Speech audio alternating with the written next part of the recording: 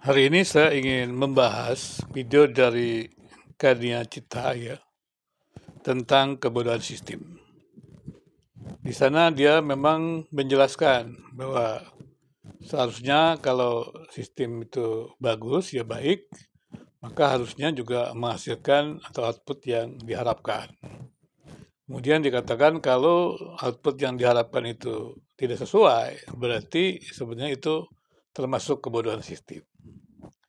Kemudian dia juga menjelaskan mengenai pendidikan tinggi, bagaimana dia katakan bahwa apa yang menjadi ukuran dari sebuah pendidikan tinggi, dikatakan apakah jumlah lulusannya banyak atau lulusannya sesuai dengan kompetensi. Dia katakan harusnya sesuai dengan kompetensi.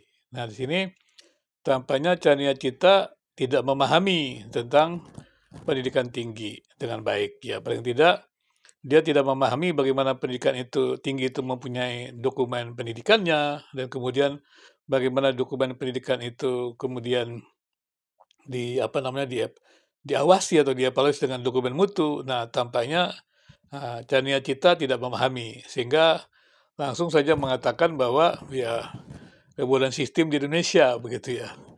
Dan hal yang lain juga yang menarik adalah Chania Cita ini mungkin berpikir bahwa kemampuan berpikir dia itu, kemudian penelitian itu mekanis. Nah, sebenarnya tidak ada yang mekanis gitu, karena ya selama manusia itu yang terbatas itu, ya dia tidak bisa mekanis. Jadi dia harus ada proses-proses yang berkembang. Karena itulah kalau kita bicara manajemen mutu, itu kita bicara tentang perbaikan mutu berkelanjutan. Nah, di sini yang kita harus perhatikan gitu. Jadi saya tidak setuju dengan pernyataan Chania Cita ya bahwa ya kalau output tidak berhasil berarti sistemnya bodoh gitu ya. Padahal banyak hal sebenarnya yang harus dipelajari. Kemudian juga ada hal-hal lucu yang dikatakan oleh Chania Cita nih. Dia katakan kalau saya jadi dosen, saya menilai mahasiswa, ya asesmennya penilaian mahasiswa, dia juga yang mengajar, itu kan nggak benar dia katakan. Nah, di sini lagi-lagi Chania Cita nggak memahami kurikulum gitu. Jadi dia pikir bahwa ketika dosen menilai mahasiswa, kemudian dosen itu tergantung dia. Kalau dosennya dalam tanda kutip bodoh, ya manusia diajar bodoh, diberi soal bodoh, nah ini jadi bodoh. Nah, ini kesalahannya Chania Cita. Padahal dalam pendidikan nggak begitu. Dalam pendidikan ada kurikulum gitu kan, ada apa namanya, perbaikan-perbaikan kurikulum, ada mata kuliah, dan juga ada review mata kuliah begitu. Demikian juga ketika dosen memberikan misalnya mata kuliah, kan dia punya peer review. Jadi artinya ada teman-teman dosen lagi yang mereview, harusnya begitu. Apakah yang diajarkan dosen ini sesuai? Jadi di situ ada ya kita dikatakan ada kelompok memang yang pakar di bidang kajian itu. Itulah yang mereview dosennya. Jadi rupanya mungkin Chania Cita ini tidak sampai melihat ke sana gitu, sampai akhirnya melihat pendidikan Indonesia itu bodoh begitu ya. Kemudian juga saya kaget-kaget juga kadang-kadang dia membedakan antara apa namanya, pengetahuan juga dengan sikap gitu dan juga keterampilan. Sebenarnya kalau kompetensi itu tidak bisa dibuat begitu begitu. Harusnya dia adalah, sikap, kemudian pengetahuan dan keterampilan itu satu, salah satu tidak ada, kita tidak menyebutnya sebagai kompetensi. Inilah yang saya lihat di apa, yang sangat menonjol ya dalam dalam apa namanya, dalam ulasan video dari Chania Cita. Dan memang dia tentang bicara penelitian-penelitian ya, saya juga tidak terlalu tahu juga ya, ikuti apakah memang dia pakar penelitian betul atau tidak, logika itu, ilmu pengetahuan saya juga tidak tahu begitu ya. Karena kelihatannya dia terjebak, kalau orang punya pengetahuan itu jadi mekanik begitu ya, padahal tidak demikian. Nah, kemudian juga apa namanya, ketika dia juga mengatakan ya bahwa apa namanya, sistem yang dia katakan itu sudah apa, harusnya tuh sempurna gitu. Ini menurut saya tidak bisa begitu, artinya tidak bisa ada yang sempurna gitu. Walaupun dia katakan dia punya sistem yang baik, misalnya seperti buat blender. Nah, kalau kita punya sistem bagus, punya blender seperti ini kan jadi blender. Tapi kan blender beragam, ada yang warna merah, ada yang biru, ada blender yang sederhana, ada yang canggih. Jadi yang dibuat apa namanya, apa, sistem itu kan bergantung dari tujuannya. Jadi jangan katakan kalau kita buat blender yang sederhana sama dibandingkan dengan blender yang mahal, tidak. Apakah semuanya jalan? Ya pasti jalan harusnya kalau semua sistem berjalan dengan baik. Demikian juga pendidikan di Indonesia. Jadi Menurut saya pemahaman cita dengan pendidikan itu harus dipelajari lebih jauh lagi begitu ya. Jadi tadi saya katakan sebaiknya cita belajar bahwa dalam pendidikan itu ada dokumen pendidikan dan kemudian ada dokumen mutu. Jadi yang namanya evaluasi itu selalu ada.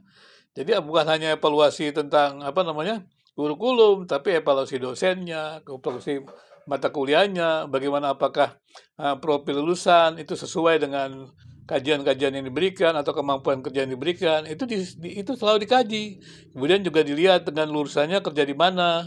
Kita lihat juga 3 tahun, 5 tahun ke depan, apakah lulusan tersebut bisa berkarya. Nah, itu kan ukuran dari sebuah keberhasilan dari profil lulusan yang ditetapkan oleh sebuah perguruan tinggi. Jadi saya mungkin tidak terlalu banyak menjelaskan tentang apa yang dikatakan Chania, tapi saya kaget sekali ketika dia mencoba menjelaskannya pendidikan tinggi di Indonesia secara sistem, dia kata bodoh. Menurut saya harus hati-hati ketika mengatakan sistem itu sebuah kebodohan ya. Karena sistem itu bukan mekanis. Kalau yang namanya sistem pendidikan, misalnya sekarang kita tanyalah pendidikan tinggi. Pendidikan tinggi itu kalau sekarang ini ada 9 standar. Nanti yang baru ini kan akan berubah menjadi 6 standar ya, kembali. Jadi 9 standar itu apa aja? Standar visi misi, kemudian standar tata pamong gitu kan, standar mahasiswa, kemudian standar tentang dosen dan tenaga pendidikan, standar keuangan, kemudian standar pendidikan, standar penelitian, standar pengabdian masyarakat, standar luaran. Jadi 9 standar ini adalah sistemik gitu loh, sistem gitu. Pendidikan itu kan sistem.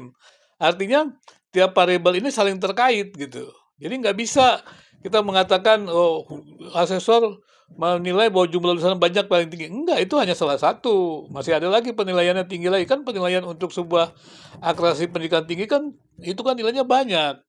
Dan jadi juga ada kalau misalnya dia menjadi unggul kan dia di atas 360 begitu. Jadi banyak sekali. Kalau dia standar dikti ya dia nilainya 200.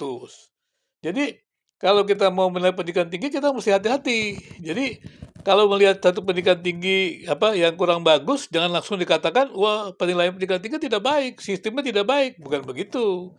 Dan apalagi kalau kita bicara tentang peningkatan standar, peningkatan mutu, itu kan peningkatan standar atau peningkatan mutu yang berkelanjutan ya. Jadi mungkin ya saya mungkin tidak terlalu menguraikan terlalu banyak kali ya, tapi karena memang yang diuraikan tuh terlalu parsial gitu. Tapi harus saya jelaskan juga kepada Chania Cita bahwa pendidikan itu sistemik. Jadi antara variabel itu tidak ada kaitan, harus ada kaitan. Misalnya dikatakan, kalau lulusan itu punya kompetensi, iya pasti.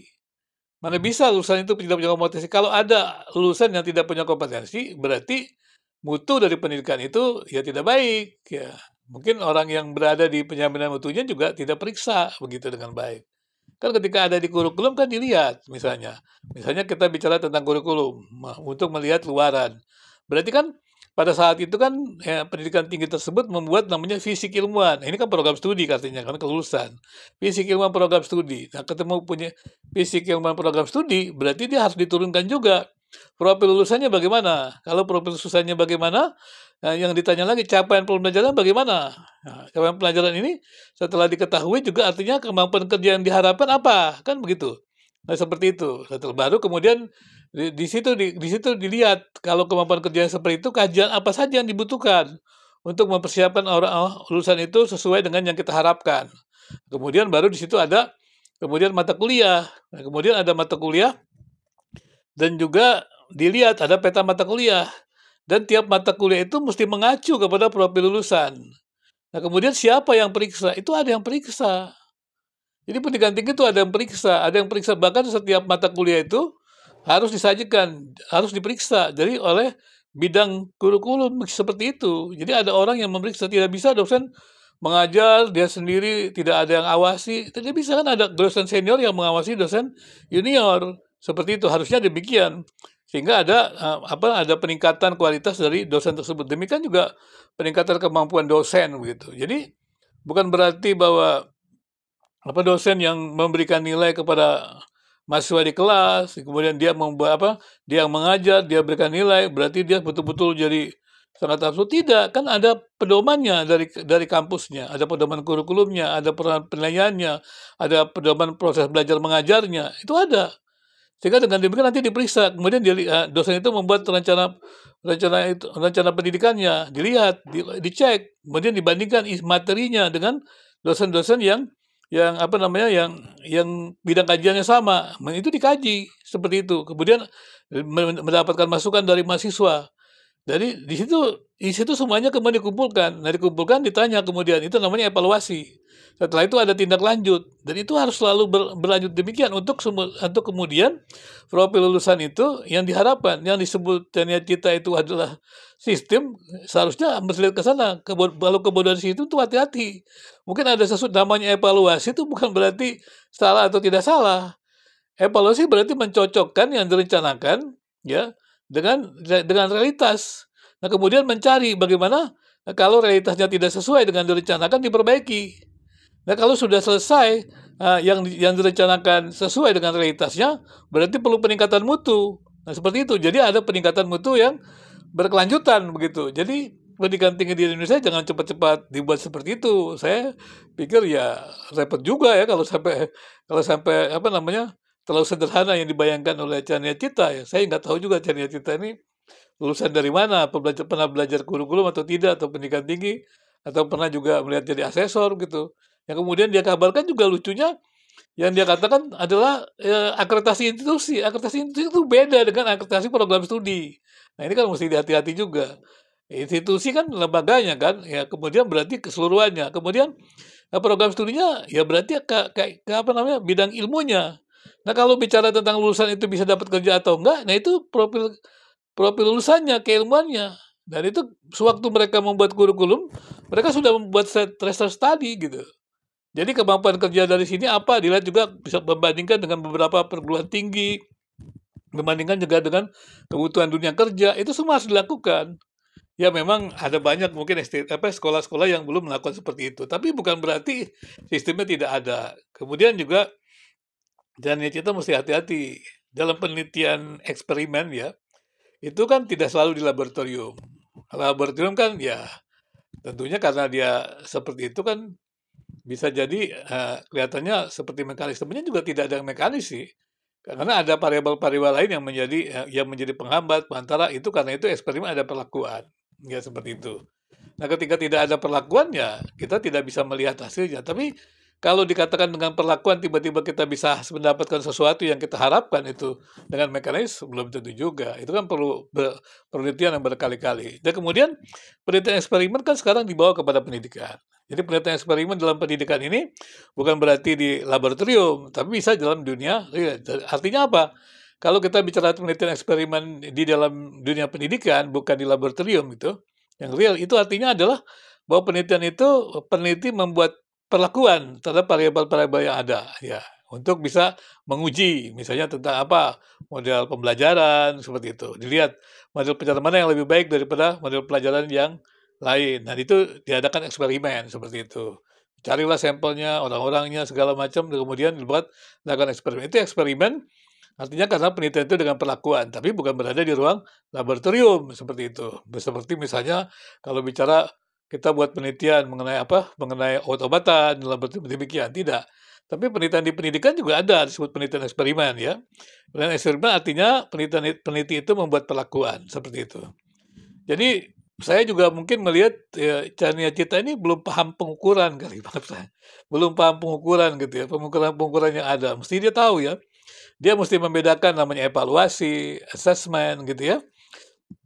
Itu juga mesti dibedakan pengukuran gitu ya. Kalau pengukuran itu kan dia adalah sifatnya data kuantitatif, namanya diukur ya. Jadi menetapkan alat ukur pada suatu objek yang akan diukur. Nah, itu pengukuran namanya, dan itu kuantitatif. Kalau assessment itu kan kualitatif begitu, menilai. Kemudian kalau evaluasi ya itu jadi dia gabungan gitu, evaluasi.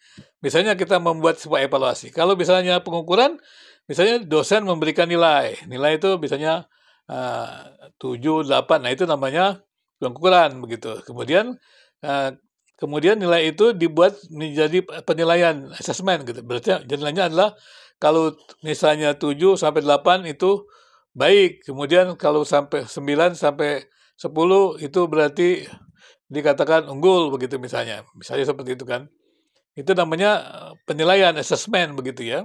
Jadi dibedakan antara yang tinggi, sedang, dan rendah gitu ya.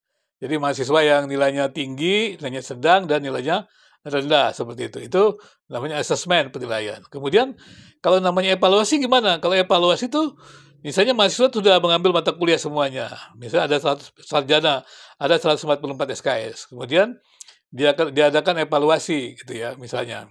Evaluasi itu dilihat nilainya sesuai nggak dengan ketetapan yang ada. Misalnya adalah 140 SKS dengan nilai berapa mereka bisa dikatakan lulus. Nah, setelah mereka dapat seperti itu, nilai itu yang sesuai dengan standar yang ada namanya lulus. Nah, itu namanya evaluasi gitu ya. Jadi lulus atau tidak lulus. Nah, kemudian maksudnya apa lulus tidak lulus ini? Di sini nanti evaluasi tujuannya apa? Evaluasi itu tujuannya adalah mencocokkan rencana dan yang realitas. Nah, pada waktu kita mengadakan evaluasi kita ketemu itu. Misalnya dari 10 mahasiswa ya, atau 100 mahasiswa lah. Kemudian yang tidak lulus ada 10, kemudian yang lulus 90 orang. Pertanyaannya kenapa? Kalau sampai dia tidak lulus, apakah dosen yang salah?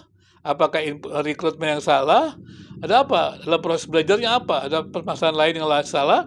Nah, di sini dia dicari antisipasi supaya betul-betul semuanya bisa lulus gitu. Bukan berarti kalau banyak lulus itu tidak baik, bukan. Kalau orang sudah masuk dalam pendidikan tinggi, sudah ada evaluasi yang rekrutmen yang bagus, harusnya dia punya kemampuan lulus.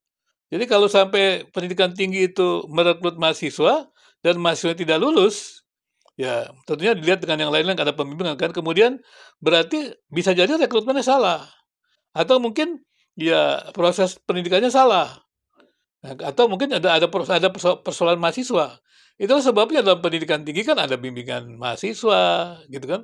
Supaya mahasiswa itu berhasil dan sukses. Ada yang namanya juga yang rekrutmen mahasiswa dengan sangat baik. Supaya mahasiswa yang diterima itu bisa menyelesaikan sebuah pendidikan tinggi dengan baik. Jadi maksudnya kalau di akreditasi banyak lulus itu bagus, itu adalah untuk menunjukkan bahwa dari mulai awal proses input, dari input proses ya sampai outputnya, pendidikan tinggi itu serius melakukannya. Jangan rekrutmennya asal-asalan, siapa saja boleh masuk. Ya sudah pasti mereka tidak bisa lulus. Nah, seperti itu. Nah, kemudian kalau dikatakan lulus sesuai kompetensi, memang begitu. Kalau tidak sesuai kompetensi tidak boleh lulus. Tapi kan tadi saya katakan kalau dia memang direkrut dengan baik, inputnya bagus kan harusnya lulus. Kemudian prosesnya baik. Prosesnya baik. Kemudian dilihat juga prosesnya bagaimana, seperti itu. Ya, itu harusnya dalam pendidikan tinggi. Jadi kita juga sempat bilang tentang kebijakan. Bagaimana tentang evaluasi kebijakan. Rupanya Chania Cita ini belum memahami juga penelitian evaluasi. Mungkin dia peneliti tapi belum mengerti penelitian banyak ya. Evaluasi kebijakan itu ada gitu. Jadi ketika kebijakan itu dikeluarkan kan kita lihat kebijakan itu apa, targetnya apa gitu kan. Kan ada waktu membuat sebuah kebijakan kan ada alternatif kebijakan. Kenapa dari beberapa alternatif kebijakan itu dia yang lolos gitu kan misalnya di DPR. Kemudian setelah itu dilaksanakan. Kalau dilaksanakan itu bagaimana? Pelaksananya bagaimana? Siapa pelaksanaannya? Konteksnya bagaimana? Kan begitu kan? Kemudian eh, tujuannya apa? Outputnya bagaimana? Kemudian kita lihat ya. Nah, itu dievaluasi. Ya, dilihat nanti apakah betul kebijakan yang dikeluarkan oleh DPR itu memang menghasilkan sesuatu yang menguntungkan rakyat gitu, menghasilkan sesuatu yang mengangkat kehidupan masyarakat, seperti itu. Misalnya saja juga tentang kebijakan pendidikan. Sekarang kan dikatakan mengenai dana pendidikan. Coba dilihat apakah betul dana pendidikan itu mencukupi, kemudian dana pendidikan itu ditetapkan dengan tepat, misalnya gitu. Apakah dana pendidikan itu sebenarnya juga memang sudah memadai untuk bisa menghasilkan luaran pendidikan yang memadai. Berarti kemudian dihitung kan inputnya apa saja kalau dari yang dicukupkan dalam pendidikan. Ya, semuanya itu dilihat ya. Sampai kemudian ke pelaksananya ya. Pelaksananya kemudian menghasilkan outputnya. Jadi setiap setiap setiap tahapan itu ada evaluasinya gitu. Jadi bukannya tidak ada, memang kalau di negeri ini tiba-tiba ada orang membuat seperti misalnya ya ada menteri yang tiba-tiba membuat dana, oh harus dia butuh 20 triliun padahal dia belum rapat, belum apa-apa segala macam ya. Dia langsung tahu ya sudahlah, kita nggak usah dengarkan dulu karena dia mungkin juga dia mungkin sedang bergairah, bersemangat. Tapi kan pelan-pelan juga saya lihat juga ada banyak hal yang baik perubahan. Jadi, kembali lagi kepada Chania Cita, mungkin ya menurut saya sih Chania itu mesti belajar baik-baik tentang penelitian ya. Ya penelitian empiris gitu, juga harus juga evaluasi ya. Tampaknya dalam penelitian evaluasi ya Chania Cita ini cukup lemah gitu ya. Jadi penggabungan apa namanya evaluasi biasanya menggunakan data kualitatif dan data kuantitatif. Itu menilai begitu ya. Kalau dia penelitian apa, penelitian kualitatif kan menciptakan, ya kan? Atau mengembangkan mengembangkan teori. Tapi kalau penelitian kuantitatif kan menguji teori. Tapi kalau penelitian evaluasi ya juga seperti R&D, research and development itu pengembangan. Berarti mesti ada evaluasi juga untuk pengembangan seperti itu. Nah, demikian ya. Saya berharap ya terus maju lah ya. Saya lihat juga orang muda nih ya, Chania Cita ya. Semangat dengan penelitian, tapi harus hati-hati. Apa namanya ilmu pengetahuan itu terbatas. Kita tidak bisa mencapai populasi. Jangan terlalu yakin segala sesuatu yang Anda dapat itu mekanis. Tidak ada yang mekanis di dunia ini ya. Karena kita terbatas, kita terus berkembang gitu. Terus saya katakan janganlah apa namanya apa namanya sangat mencintai pengetahuan tapi lupa dengan Tuhan pencipta langit dan bumi. Kan ilmu pengetahuan tidak bisa menjawab bagaimana manusia diciptakan. Ada nggak validasinya? Kan nggak ada juga. Jadi kalau orang percaya kepada Tuhan yang menciptakan dengan iman, memang kenapa? Tidak ada salahnya juga. Kan kita tidak melawan tentang ilmu pengetahuan. Ya, jadi masalah agama, masalah filsafat, masalah ilmu pengetahuan, semuanya itu metode-metode yang perlu untuk kita hidup lebih bijaksana.